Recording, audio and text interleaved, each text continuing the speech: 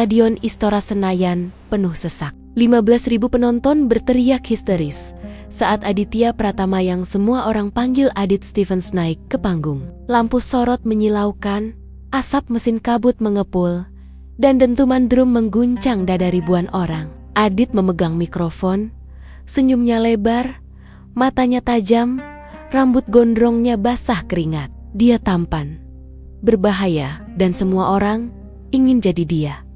Lagu Purnama Jingga dibuka dengan petikan gitar yang langsung membuat seluruh stadion bernyanyi bersama. Wanita di barisan depan menangis. Pria di belakang mengacungkan tinju. Adit menyanyi dengan suara yang dalam, sedikit serak, yang membuat lagu Ligania terasa seperti sedang bicara langsung ke hati orang yang lagi patah atau jatuh cinta. Malam itu, dia raja. Tak ada yang bisa menyentuhnya. Tapi begitu lampu panggung mati dan dia masuk ke ruang ganti, senyumnya langsung hilang. Adit duduk di sofa kulit hitam, buka botol Black Label yang sudah menunggu. Manajernya, Mas Tony, masuk sambil tepuk tangan. Gila Dit, tadi penutupan tur terbaik yang pernah gue lihat. Besok kita ke Surabaya, lusa Bandung, minggu depan Bali. Kontrak TV nasional juga sudah oke. Lo bakal jadi orang terkaya di negeri ini tahun depan. Adit cuma mengangguk. Dia menuang whisky ke gelas, minum setengahnya sekali telan. Mas Tony tahu itu artinya pembicaraan selesai. Dia keluar pelan. Sudah terbiasa dengan suasana hati bosnya yang naik turun seperti ombak. Sendirian lagi, Adit menyalakan rokok, menatap cermin ruang ganti. Di depannya berdiri seorang pria 28 tahun yang punya segalanya. Wajah ganteng, suara emas, rumah mewah di Menteng, mobil Mercedes terbaru. Wanita-wanita cantik yang antre untuk sekadar satu malam bersamanya. Tapi matanya kosong, seperti lubang hitam. Dia ingat masa kecilnya di Solo, rumah kontrakan kecil di pinggir kali, bau got dan minyak tanah. Ibunya penjual jamu gendong yang tiap pagi pergi sebelum subuh, pulang malam dengan kaki bengkak. Ayahnya entah kemana, pergi sejak Adit berusia 7 tahun, katanya cari kerja di Jakarta, tapi tak pernah kembali. Hanya ibunya yang berjuang mati mission untuk anak semata wayangnya. Adit masih ingat hari ibunya meninggal. Dia 12 tahun. Ibunya sudah sakit parah, batuk darah berbulan-bulan. Tak ada uang untuk rumah sakit bagus, hanya klinik kecil di pinggir kota. Dokter bilang sudah terlambat, kanker paru-paru stadium akhir. Malam itu, Adit duduk di samping ranjang reyot, pegang tangan ibunya yang kurus kering. Ibunya tersenyum lemah, bilang, "Dit, kamu harus kuat ya nak. Ibu bangga sama kamu." Pagi harinya, ibunya sudah dingin. Adit menangis sampai tak ada air mata lagi. Dia benci Tuhan saat itu. Benci karena ibunya rajin salat, rajin sedekah. Tapi Tuhan malah mengambilnya dengan cara paling kejam. Sejak itu, Adit tak pernah lagi masuk masjid. Tak pernah lagi percaya ada yang mengatur hidup ini selain nasib dan keberuntungan. Dia bilang dalam hati, kalau ada Tuhan, dia pasti tak adil. Dari situlah dia kabur ke Jakarta. Umur 16 tahun, bawa gitar butut, tidur di terminal, nyanyi di kafe-kafe kecil, sampai akhirnya ditemukan produser. Namanya meledak tahun 1975 dengan lagu Laut Biru. 2 tahun kemudian, dia sudah jadi bintang terbesar Indonesia. Uang mengalir deras, tapi lubang di hatinya tak pernah tertutup. Sudah 2 kali dia mencoba bunuh diri. Yang pertama, overdosis obat tidur campur whisky di Hotel Bali, tahun ke-1976. Untung pembantunya datang lebih awal, langsung dibawa ke rumah sakit. Perutnya dipompa. Media bilang kelelahan karena jadwal padat. Yang kedua, dia menempelkan pisau ke pergelangan tangan di kamar mandi penthouse-nya. Tapi saat darah mulai mengucur, dia tiba-tiba takut. Dia telepon Mas Tony jam 3 pagi. Nangis seperti anak kecil. Mas Tony datang, bawa dia ke dokter jiwa langganan artis, dikasih obat penenang, disuruh libur 2 minggu. Tapi 2 minggu kemudian, dia kembali ke panggung. Senyum lagi, pura-pura baik-baik saja. Sekarang, akhir 1977, dia sudah tak tahan lagi. Malam itu, setelah konser Istora, Adit pulang ke penthouse sendirian. Dia tak mau pesta seperti biasa. Dia masuk kamar, buka laci meja, keluarkan kertas dan pulpen. Dia mulai menulis surat wasiat. Kepada siapapun yang menemukan ini, semua harta saya serahkan kepada adik sepupu saya di Solo. Namanya Wulan. Rumah, mobil, tabungan, royalti lagu semuanya untuk dia. Saya sudah tak sanggup lagi hidup dengan lubang ini. Terima kasih untuk semua yang pernah sayang sama saya. Maaf, saya tak bisa jadi yang kalian harapkan. Aditya Pratama. Dia menatap surat itu lama, lalu melipatnya rapi, taruh di atas meja. Dia masuk kamar, buka lemari, ambil tas kecil, masukkan 2 setel baju, dompet, dan kunci mobil jeepnya. Dia tak memberitahu siapapun. Tak ada pesan ke Mas Tony. Tak ada telepon ke teman atau pacar gelapnya. Dia hanya ingin menghilang. Pagi harinya, saat Jakarta masih diselimuti kabut, Adit Stephens sudah melaju ke selatan. Tujuannya satu, Pantai Parangtritis. Dia pernah dengar tempat itu indah, sepi, dan ombaknya ganas. Katanya, banyak orang yang masuk ke laut di sana tak pernah kembali. Adit tak berniat pulang lagi. Dia hanya ingin ketenangan atau akhir yang cepat. Sepanjang perjalanan, radio mobil memutar lagunya sendiri, "Jangan Menangis Malam Ini." Adit tertawa kecil, pahit. Dia mematikan radio.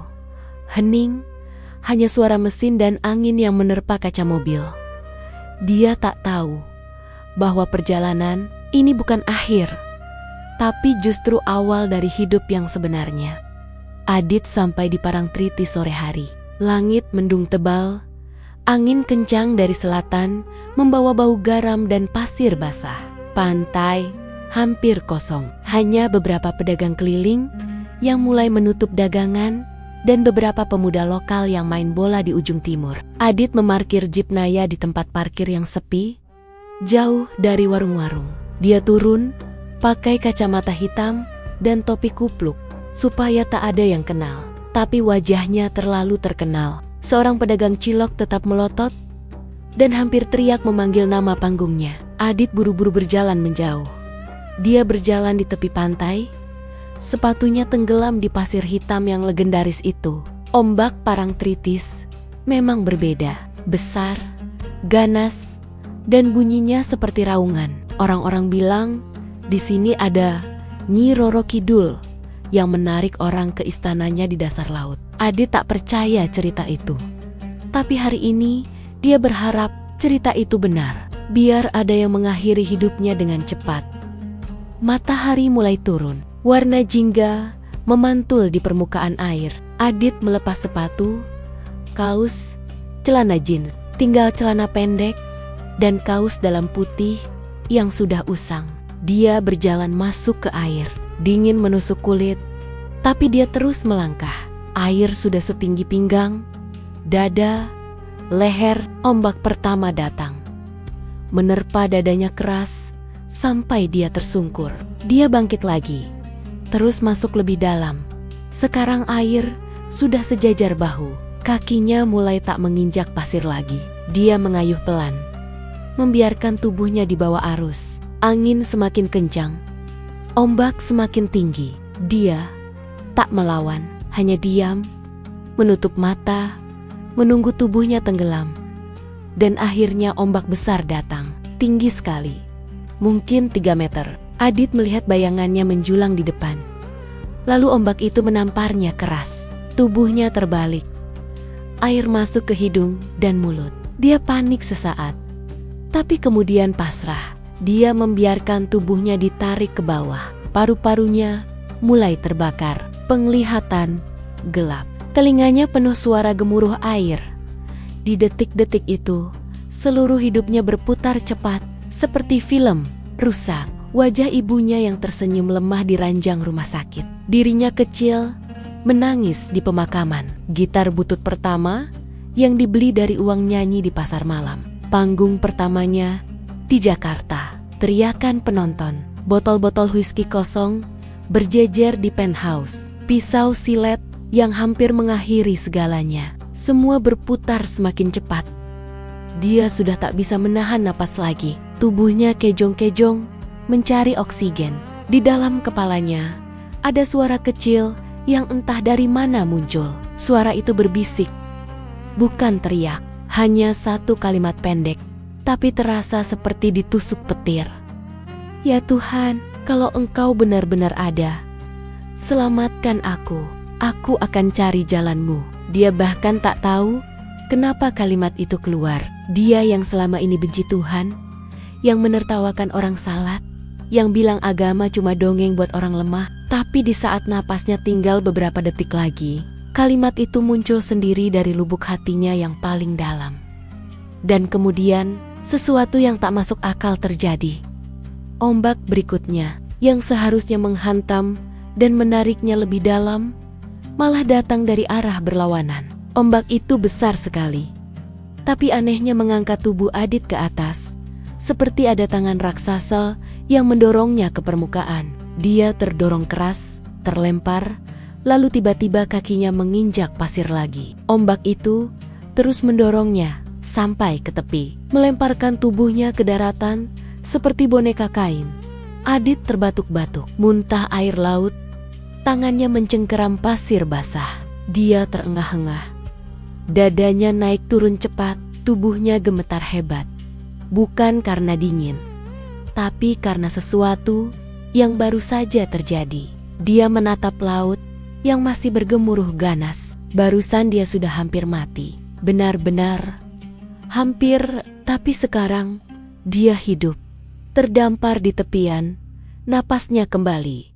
Dia menangis. Bukan nangis biasa, tangisnya keras, seperti anak kecil yang baru saja kehilangan ibunya lagi. Dia menutup wajah dengan tangan penuh pasir, tubuhnya mengguncang. Tak ada orang di sekitar, hanya angin dan ombak yang jadi saksi. Malam mulai turun, hujan gerimis mulai jatuh. Adit bangkit perlahan, kakinya lemas. Dia berjalan tertatih menuju waring-waring yang sudah mulai tutup. Lampu neon kecil masih menyala di satu warung sederhana, bertuliskan warung makan dan penginapan Pak Haji Sukardi. Pintunya setengah terbuka. Adit masuk tanpa bicara, badannya basah kuyup, bibirnya biru. Di dalam, seorang kakek tua berjenggot putih sedang menyapu lantai, pakai sarung dan kopiah hitam. Dia menoleh, melihat Adit yang seperti hantu basah. Tanpa banyak tanya, kakek itu langsung ambil handuk tua dari belakang, lempar ke Adit. Adit duduk di bangku kayu, masih gemetar. Pak Haji Sukardi menuang teh hangat ke gelas kaca, dorong ke depan Adit. Mereka diam saja. Hujan semakin deras di luar. Setelah beberapa menit, Adit akhirnya bisa bicara.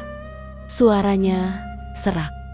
Saya hampir mati tadi. Pak Haji Sukardi hanya mengangguk pelan. Matanya tenang, seperti sudah biasa mendengar cerita orang yang baru selamat dari maut di pantai ini. Allah masih sayang sama kamu, nak. Adit menatap kakek itu lama. Kata-kata itu terasa aneh di telinganya, tapi juga terasa pas. Malam itu, Adit menginap di kamar sempit di belakang warung. Hanya kasur tipis, kipas angin tua, dan jendela kayu yang berderit. Dia tak bisa tidur, tubuhnya capek, tapi pikirannya berlari kencang. Dia terus memutar ulang kejadian di laut. Doa yang keluar tiba-tiba itu, ombak yang membalik arah. Semua terasa terlalu nyata untuk disebut kebetulan. Di sudut kamar, ada rak kayu kecil. Di atasnya ada beberapa buku lusuh, majalah lama, dan satu buah buku tebal berwarna hijau dengan tulisan emas. Al-Quran, terjemahan bahasa Indonesia. Adit menatap buku itu lama. Dia belum pernah benar-benar membaca Al-Quran seumur hidupnya, hanya tahu sampulnya saja. Tanpa tahu kenapa, dia bangkit. Ambil buku itu, kembali ke kasur. Dia nyalakan lampu neon kecil di atas kepala. Hujan masih deras di luar. Dia buka halaman pertama, mulai membaca pelan sekali, karena memang tak terbiasa. Tapi semakin lama, dia semakin tak bisa berhenti. Dia baca sampai larut malam, matanya perih, tapi dia terus membaca. Sampai akhirnya, dia sampai pada surah Luqman ayat 31, dia membaca kalimat itu pelan dalam hati. Tidakkah kamu perhatikan bahwa kapal-kapal itu berlayar di lautan dengan nikmat Allah, supaya diperlihatkan kepada kamu sebagian dari tanda-tanda kebesarannya. Adit terpaku. Dia membaca ulang. Sekali, 2 kali, 10 kali. Lalu tubuhnya ambruk ke lantai kayu. Dia menangis torsedu-sidu. Tangannya memegang buku itu erat-erat di dada. Air matanya jatuh ke halaman-halaman Al-Quran. Dia tahu, saat itu juga dia tahu, Allah baru saja menjawab doanya di tengah laut dengan cara yang tak pernah dia bayangkan sebelumnya. Malam itu, di kamar sempit pinggir pantai Parangtritis, seorang bintang terbesar Indonesia mulai menemukan jalan pulang yang selama ini dia cari-cari. Adit tak bisa berhenti membaca. Lampu neon kecil di kamar penginapan Pak Haji Sukardi tetap menyala sampai pagi. Hujan sudah reda, tapi angin malam masih menerpa jendela kayu hingga berderit.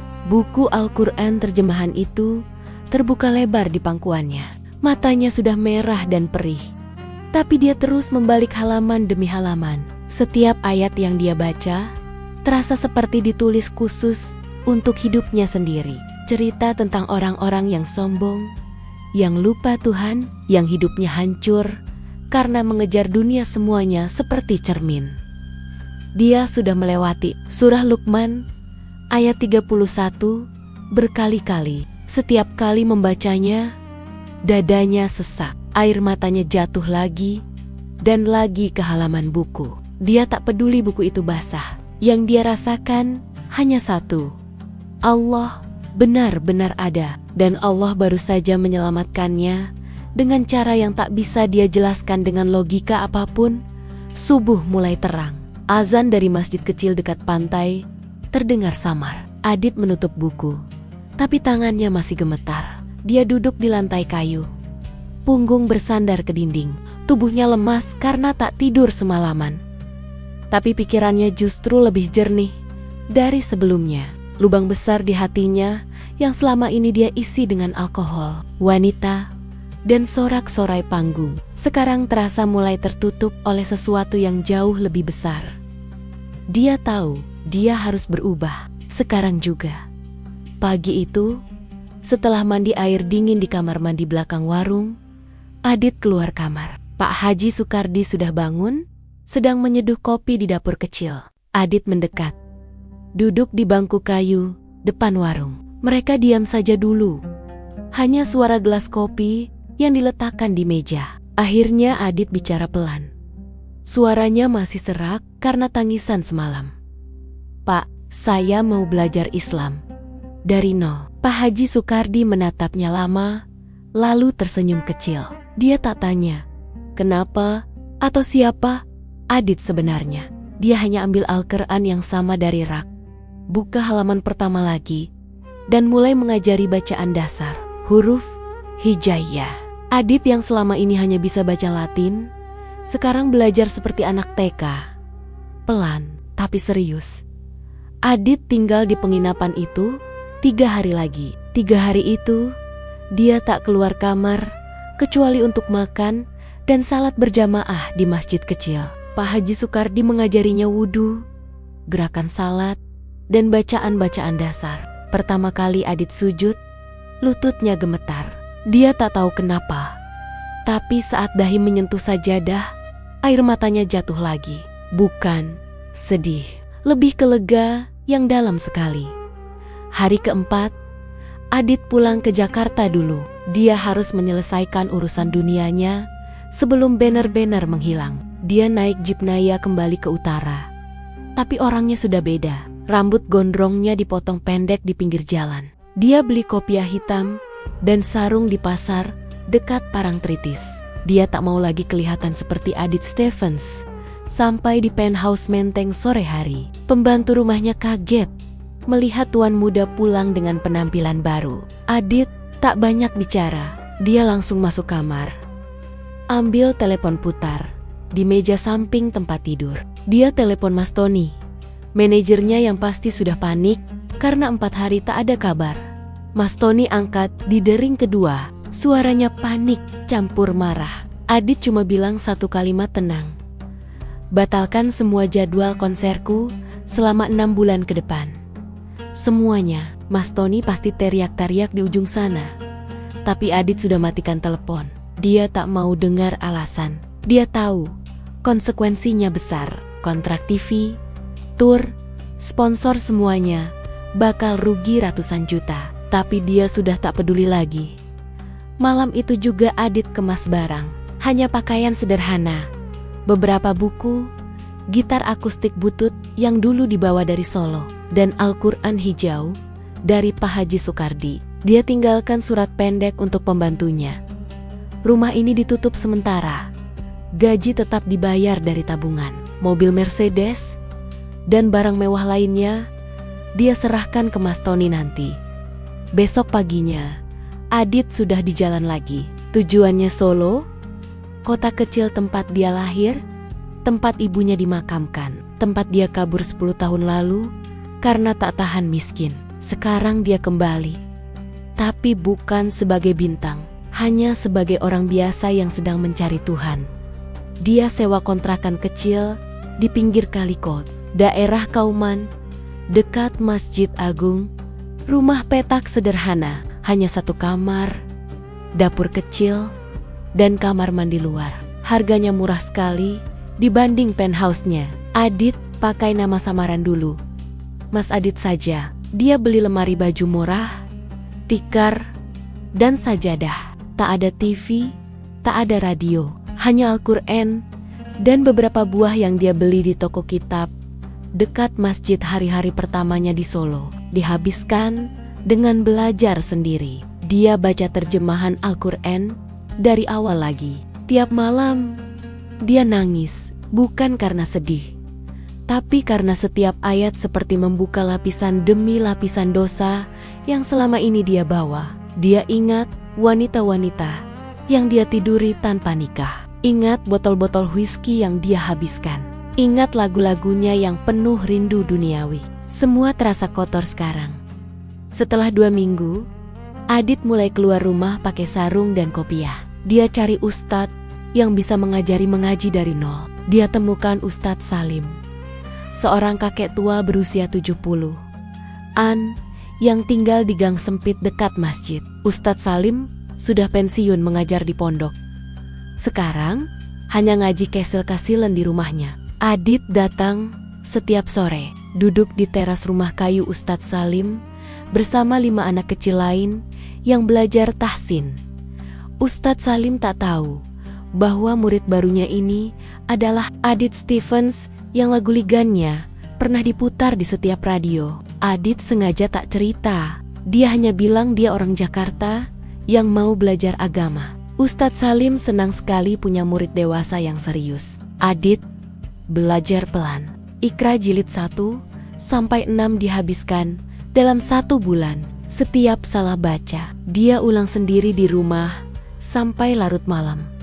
Pertama kali Adit bisa baca Al-Quran lancar tanpa terjemahan. Dia menangis lagi, sendirian di kontrakan, sujud syukur sampai sajadah basah.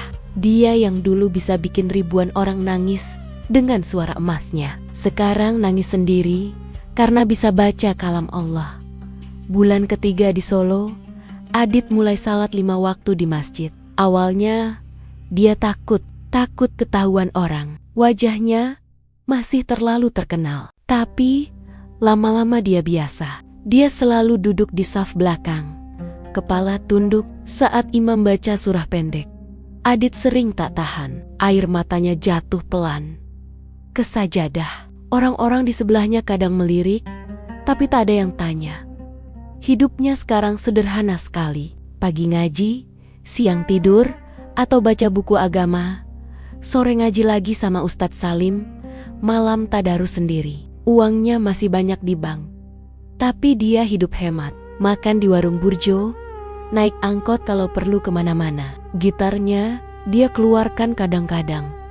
Tapi hanya untuk nasid sederhana yang dia ciptakan sendiri. Nadanya masih indah, tapi liriknya sudah beda total.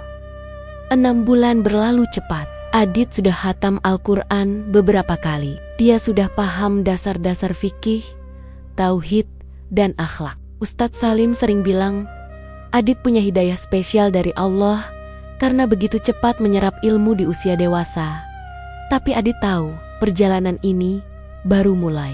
Dia belum siap muncul lagi ke dunia. Dia masih harus membersihkan diri lebih dalam lagi. Ego lamanya sebagai Adit Stephens masih kadang muncul ingin dipuji, ingin dilihat orang. Tapi setiap kali itu muncul, dia ingat ombak parang tritis, ingat ayat Luqman, dan egonya hancur lagi. Satu malam di bulan ke-6, Adit duduk sendirian di kontrakan. Dia buka buku catatan kecilnya. Tulis satu kalimat, "Aku sudah mati di laut itu." Yang hidup sekarang adalah orang baru. Dia tahu, sebentar lagi dia harus keluar dari persembunyiannya. Dunia pasti sudah heboh mencarinya, tapi dia sudah tak takut lagi. 6 bulan, sudah Adit menghilang total. Dunia hiburan Indonesia seperti kehilangan raja. Koran-koran ibu kota penuh headline besar. Adit Stephens hilang. Ada yang bilang overdosis di Bali, ada yang bilang diculik, ada yang bilang kabur ke luar negeri sama model Eropa. Tabloid murahan cetak foto-foto lama Adit dengan lingkar merah di matanya. Tulisannya sensasional. Bintang pop tersohor jatuh ke narkoba. Radio-radio setiap hari putar lagu-lagunya sambil pembawa acara pura-pura sedih. Penonton konser yang sudah beli tiket tur 197, 8 Maret marah, minta uang kembali. Produser rekaman panik karena album baru yang sudah setengah jadi terancam batal. Mas Tony, manajernya yang setia sejak Adit masih nyanyi di kafe kecil, tak bisa tidur. Dia keliling Jakarta, Bali, Bandung, bahkan sampai ke Surabaya. Tanya ke semua kenalan. Dia sewa detektif swasta.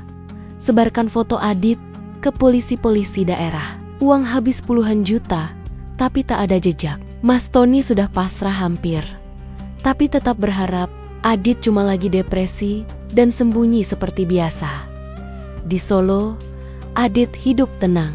Kontrakan kecilnya di Kauman jadi tempat damai. Pagi-pagi dia bangun sebelum subuh, salat tahajud sendirian, lalu ngaji sampai matahari terbit. Siang hari dia bantu Ustadz Salim ngajar anak-anak kecil di teras rumah. Sore ke masjid, ikut pengajian umum.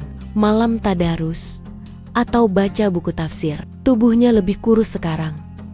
Kulitnya lebih gelap karena sering jemur sajadah di halaman. Rambutnya pendek rapi, jenggotnya mulai tumbuh tipis. Orang-orang di kampung sudah biasa lihat dia. Tapi tak ada yang tahu itu Adit Stephens. Mereka cuma panggil Mas Adit. Orang Jakarta yang rajin ibadah. Tapi ketenangan itu tak bertahan lama. Suatu sore di bulan ke-9, saat Adit baru pulang dari Masjid Isya, ada mobil sedan hitam mengkilap parkir di depan gang. Mobil mewah yang jelas bukan punya orang kampung. Pintunya terbuka, keluarlah seorang wanita cantik berpakaian modis. Rambut bergelombang panjang, kena angin, kacamata hitam besar, rok mini dan blus ketat yang lagi ngetren di Jakarta. Diana Rahayu, artis film terkenal yang 2 tahun terakhir jadi pacar gelap Adit. Mereka pernah jadi pasangan paling panas di dunia hiburan. Foto mesra mereka sering muncul di majalah meski tak pernah resmi.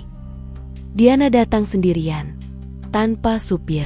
Dia sudah dapat info dari sepupu Adit di Solo yang kebetulan tahu kontrakan ini. Wajah Diana pucat, matanya sembab, seperti habis menangis berhari-hari. Dia masuk ke kontrakan tanpa ketuk pintu. Langsung lihat Adit yang sedang duduk bersila di tikar, baca Al-Quran. Adit kaget, tapi cepat tenangkan diri. Diana berdiri di ambang pintu. Tangannya gemetar. Dia lihat penampilan Adit yang sekarang, sarung lusuh, kopiah hitam, baju koko sederhana. Tak ada lagi Adit Stephens yang dulu pakai kemeja ketat dan celana bell bottom. Diana langsung mendekat, coba pegang tangan Adit. Tapi Adit tarik pelan. Wanita itu mulai bicara panjang lebar, suaranya campur marah dan sedih. Dia bilang, dunia hiburan hancur tanpanya. Kontrak film besar menantinya. Uang ratusan juta menumpuk. Dia bilang, semua orang khawatir Mas Tony hampir gila. Dia bilang, dia sendiri tak bisa tidur, tak bisa makan, karena Adit tiba-tiba hilang tanpa kabar. Adit diam saja dulu, dengar sampai selesai. Lalu dia jawab pelan, tapi tegas. Suaranya sudah beda sekarang. Lebih dalam, lebih tenang. Dia bilang, dia sudah menemukan yang selama ini dicari. Dia bilang, dunia yang dulu itu kosong, hanya tipu daya. Diana tertawa sinis dulu. Bilang Adit gila, kesurupan, atau kena sihir di Yogya. Dia bilang Adit buang karier emas demi buku Arab dan orang-orang kampung miskin. Adit tak marah. Dia hanya tersenyum kecil, ambil Al-Quran dari tikar, tunjuk ayat-ayat yang pernah membuatnya menangis. Diana semakin kesal. Bilang itu cuma sementara. Depresi lagi. Nanti juga bosan. Dia bilang, kalau Adit kembali sekarang, semuanya bisa diatur. Album baru, tur Asia, bahkan Hollywood sudah lirik. Uangnya bisa beli puluhan rumah, seperti kontrakan kecil ini. Adit menggeleng pelan. Dia bilang, dia sudah mati di Parangtritis. Yang hidup sekarang bukan lagi Adit Stephens. Diana menangis. Coba peluk Adit paksa. Tapi Adit mundur. Akhirnya wanita itu pergi dengan mobilnya. Ban berdebu jalan kampung. Keesokan harinya, gangguan datang lagi. Kali ini Mas Tony yang muncul bersama 2 orang produser besar dari Jakarta. Mereka bawa map tebal berisi kontrak baru, tur 100 kota, album internasional, iklan sabun mewah. Semuanya sudah siap tanda tangan. Mas Tony sampai nangis di depan Adit.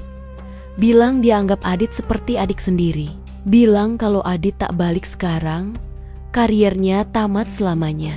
Produser-produser itu janji kasih apa saja. Bahkan mau tunggu setahun lagi kalau Adit mau libur dulu.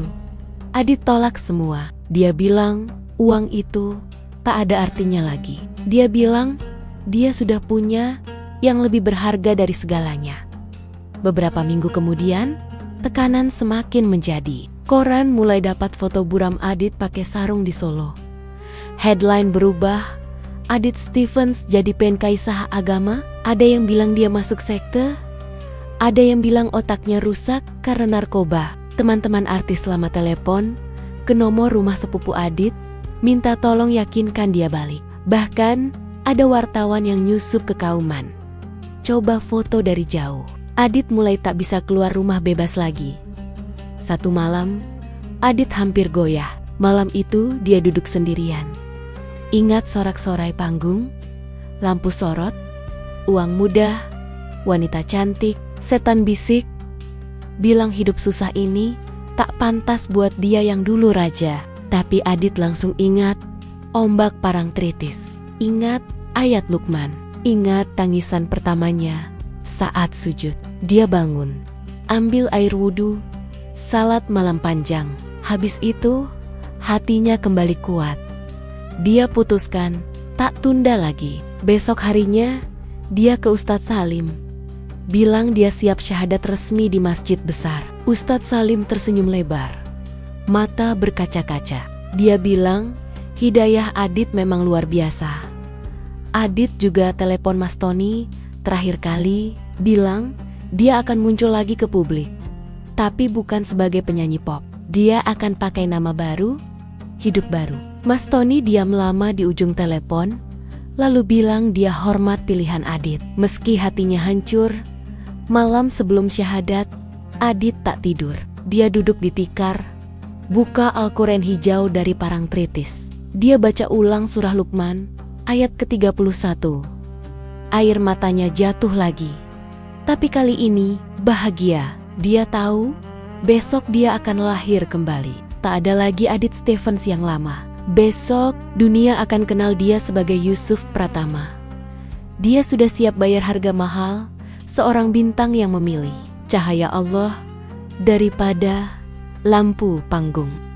Pagi itu di tahun 1978, Masjid Agung Kauman Yogyakarta ramai tapi tidak heboh. Hanya sekitar 7 orang yang hadir di ruang kecil di belakang masjid. Ustadz Salim, Pak Haji Soekardi yang datang khusus dari Parangtritis, Mas Tony yang akhirnya mau datang meski dengan wajah bingung, sepupu Adit dari Solo, dan 3 orang pengurus masjid. Adit berdiri di depan mereka semua, pakai baju koko putih sederhana yang baru dibeli di pasar malam.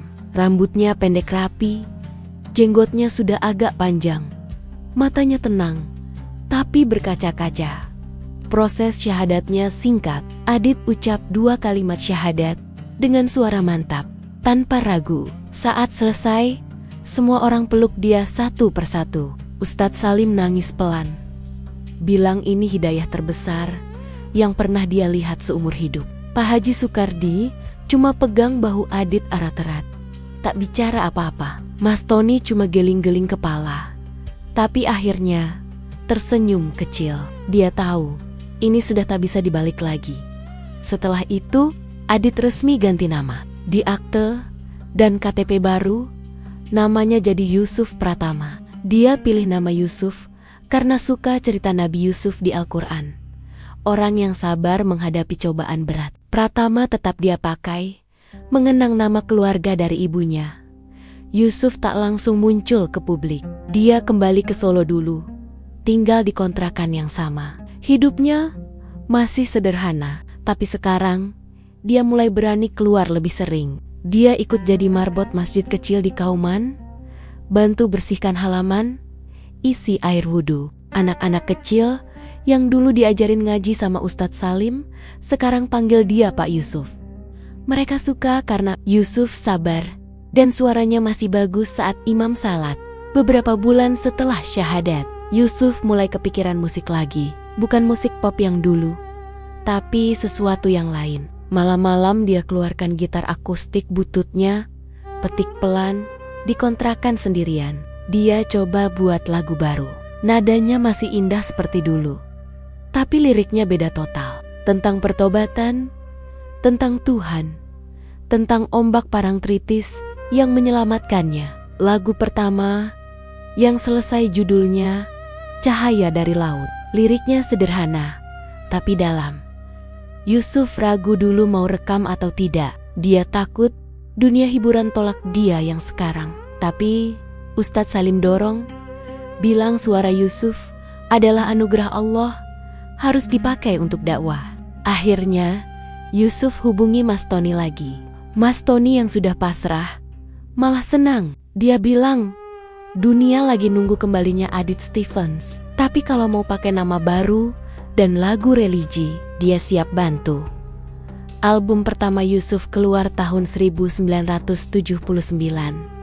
Judulnya Hijrah. Isinya 8 lagu nasyid dengan iringan gitar akustik dan perkusi sederhana. Tak ada drum keras atau gitar listrik seperti dulu. Suara Yusuf masih sama emasnya, malah lebih dalam karena pengalaman hidup. Lagu Cahaya dari Laut jadi hits nomor 1. Radio-radio yang dulu putar Purnama Jingga, sekarang putar lagu ini nonstop. Orang-orang kaget dulu, tapi kemudian terharu.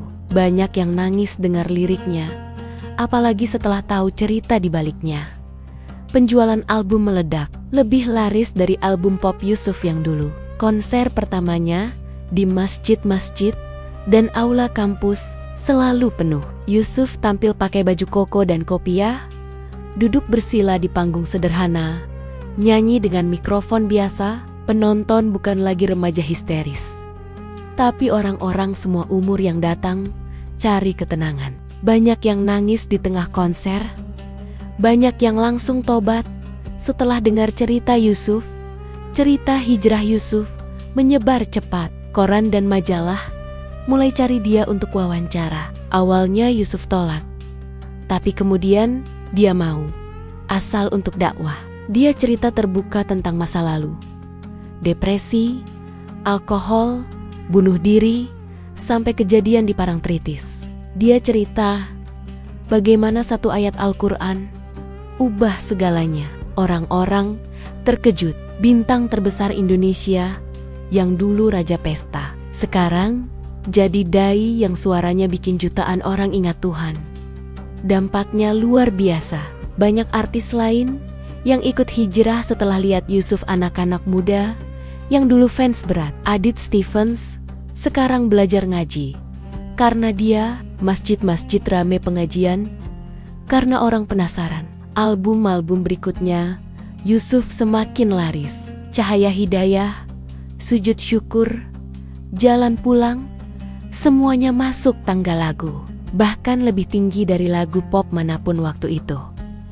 Yusuf nikah tahun 1980 dengan gadis Solo biasa, anak Ustadz Salim yang rajin ngaji. Pernikahan sederhana di masjid, tak ada pesta mewah. Mereka punya 3 anak.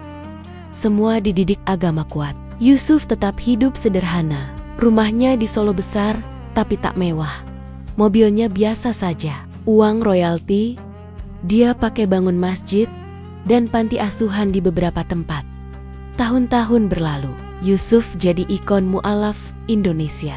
Dia keliling dunia dakwah sambil nyanyi nasyid. Dari Sabang sampai Merauke, dari Malaysia sampai Brunei, orang antre dengar ceritanya. Banyak orang non-Muslim yang masuk Islam setelah dengar kisahnya. Banyak orang Islam yang lupa salat kembali ke masjid karena suaranya yang menyentuh. Diana Rahayu, mantan pacarnya, sempat hubungi lagi beberapa tahun kemudian. Dia bilang dia salut meski dulu marah. Beberapa artis lama yang dulu ejek Yusuf sekarang malu sendiri. Ada yang ikut tobat diam-diam. Yusuf tak pernah menyesal. Dia bilang harga yang dia bayar kehilangan. Adit Stephens yang lama justru jadi berkah terbesar tahun 2025. Yusuf Pratama sudah berusia 76 tahun. Tubuhnya kurus, rambut dan jenggotnya putih semua, tapi matanya masih bercahaya. Dia tinggal di rumah sederhana di pinggir Solo, dikelilingi kuhuka yang suka dengar cerita kakeknya. Masih aktif dakwah lewat YouTube dan TV religi. Suaranya sudah agak serak karena usia, tapi tetap indah saat baca Al-Quran atau nyanyi nasyid di sebuah wawancara spesial di TV nasional. The 18th of November 2025, Yusuf duduk di kursi kayu sederhana. Pembawa acara tanya tentang masa lalu. Yusuf tersenyum tenang, pegang Al-Quran hijau lusuh yang sama dari Parangtritis. Buku itu masih dia simpan sampai sekarang. Dia bilang pelan, suaranya dalam. Saat aku hampir mati di Parangtritis tahun 1977 itu, aku pikir itu akhir hidupku. Aku sudah siap hilang selamanya. Tapi ternyata itu adalah awal dari hidupku yang sebenarnya. Allah selamatkan aku bukan karena aku layak, tapi karena Dia Maha Pengasih. Dari ombak yang menarik aku ke dasar laut, Dia angkat aku jadi orang baru. Nama Adit Stephens mati di sana. Yusuf Pratama lahir di sana. Kamera zoom ke matanya yang berkaca-kaca. Jutaan orang di depan TV nangis. Channel YouTube yang upload cuplikan itu langsung dapat puluhan juta views dalam seminggu. Yusuf tutup wawancara dengan baca surah Luqman ayat 31. Suaranya gemetar tapi kuat. Studio hening. Semua orang tahu ini bukan cerita biasa. Ini cerita tentang hidayah yang datang di saat paling gelap, yang ubah seorang raja panggung jadi hamba Allah yang bahagia di akhir hayatnya nanti. Yusuf ingin dimakamkan sederhana di Solo, dekat makam ibunya. tak ada batu, nisan mewah. Hanya doa dari jutaan orang yang hidupnya berubah karena dia. Karena Yusuf Pratama, sudah bukti, tak ada manusia yang terlalu jauh untuk kembali ke jalan Allah.